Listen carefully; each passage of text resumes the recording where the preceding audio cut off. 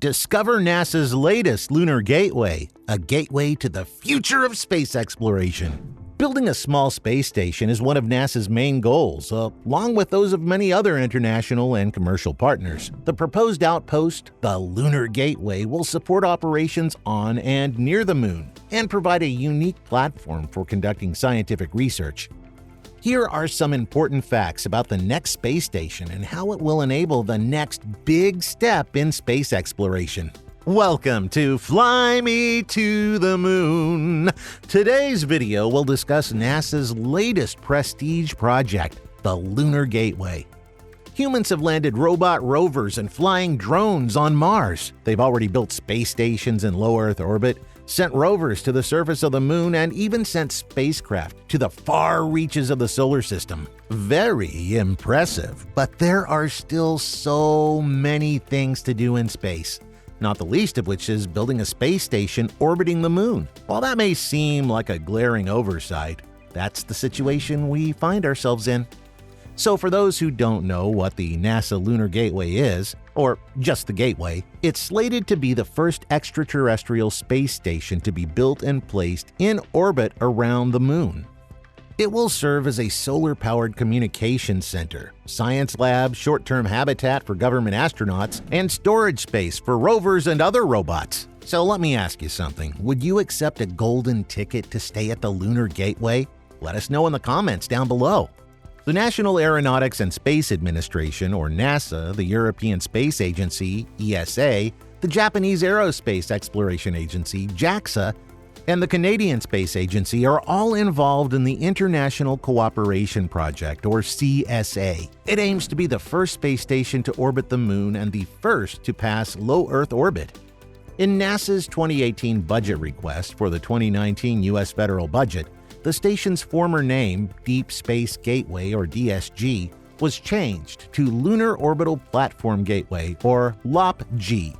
Congress allocated $332 million for exploratory investigations at the end of the budget process. Planetary science, astrophysics, Earth observation, heliophysics, basic space biology, and human health and performance should be areas of science explored by the Gateway.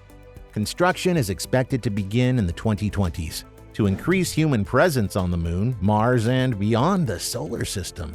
The International Space Exploration Coordination Group, or ISECG, composed of more than 14 space organizations, including all major organizations, concluded that the Gateway system would be essential.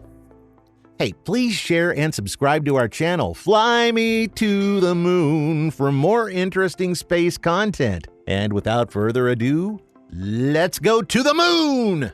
After 2024, NASA's Artemis program should rely heavily on this project. While NASA is responsible for the project, CSA, ESA, JAXA, and commercial partners will work together to build, maintain, and operate the Gateway. In addition to serving as a proposed staging area for NASA's deep space transportation concept, it will serve as a launch pad for robotic and human exploration of the lunar South Pole. Why do we need a lunar space station? NASA is finally ready to build such a spacecraft thanks to the future Artemis program. Given NASA's stated goal of establishing a sustained human presence on and around the Moon, a lunar space station is more of a necessity than an excuse, though there may be better word choices.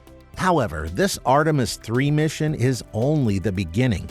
The space agency hopes to land a man and woman on the lunar surface no earlier than 2025. A ground camp, a pressurized rover, and a very efficient lunar terrain vehicle, which will form the Artemis base camp, are currently in the planning phase. The resulting infrastructure will enable our exploration of the Moon. Still, the knowledge and skills acquired during these journeys are designed to pave the way for humanity's next great advance, a crewed expedition to Mars. However, this is only possible with a lunar space station. According to a 2018 NASA memo, Lunar Gateway is, quote, critical to advancing and sustaining the goals of human space exploration and the single unified landing site in our human Earth-Moon operations architecture. Earth-Moon operations refer to the space between the Earth and the Moon, access to the Moon's surface, and missions to Mars, unquote. The multi-purpose gateway, 1/6 the size of the International Space Station, will be placed in lunar orbit. Once in lunar orbit, it will support crewed missions to the Moon as a platform for conducting science and as a launch vehicle, pointing to more distant space missions, such as robotic probes to observe nearby asteroids and comets. Before continuing the video, why don't you subscribe to our channel and don't forget to smash the like button. Also, enable the bell icon for more exciting videos like this.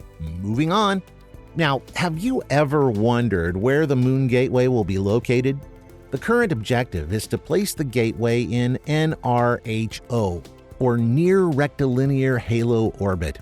This fuel-efficient orbit is possible by utilizing the neutral gravitational point created by Earth and the Moon.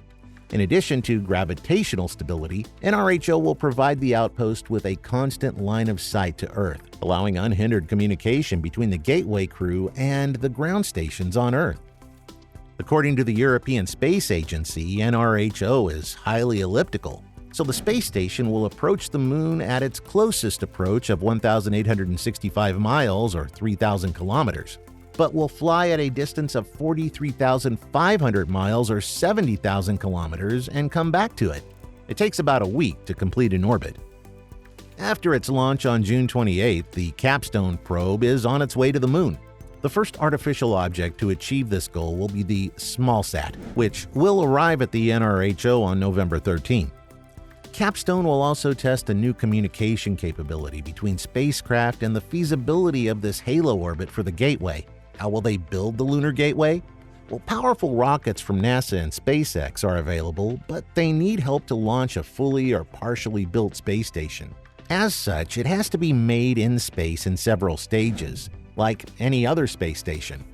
Artemis 3, the first crewed mission to the Moon since Apollo 17 in December of 1972, could launch as early as 2024, with the first components reaching lunar orbit. However, Artemis 3 does not rely on Gateway, as NASA's Orion spacecraft can dock with the Human Landing System, which is currently slated to be SpaceX's spacecraft.